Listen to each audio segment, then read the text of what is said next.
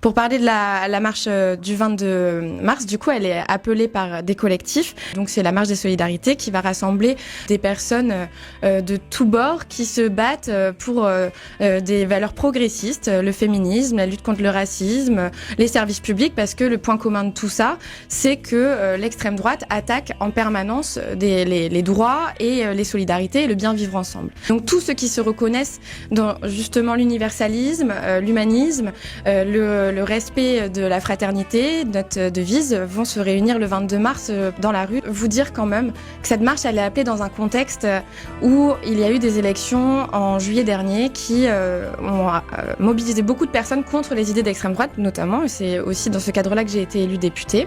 Ensuite, on a un président de la République qui n'a pas du tout respecté le vote démocratique, qui, après, a nommé un gouvernement de droite, mais je dirais même de droite extrême, où on entend ces derniers temps un Premier ministre parler de submersion migratoire, Monsieur Retailleau qui parle de français de papier, qui sont des termes qui sont utilisés dans l'histoire la plus violente française.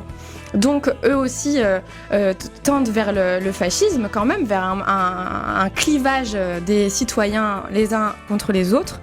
Et dans une montée de l'extrême droite, à la fois française mais internationale, avec notamment Musk ou Bannon qui font des saluts nazis. Mais ici aussi en France, dans les universités, des militants du pseudo-syndicat étudiant l'Uni qui font des saluts nazis, qui font des jeux de cartes antisémites. C'est quand même gravissime aujourd'hui qu'on puisse faire des saluts nazis en France sans qu'on réagisse. Et donc, il faut une riposte antifasciste. C'est le 22 mars et aujourd'hui, il y a beaucoup de personnalités qui appellent à cette date-là, notamment Annie Arnaud, Virginie Despentes, Camille Etienne, Swan Arlot, Guillaume Meurice, Médine, Blanche Gardin, Usul, Assa Traoré et je vous redis tous les citoyens qui pensent que le bien vivre ensemble est essentiel.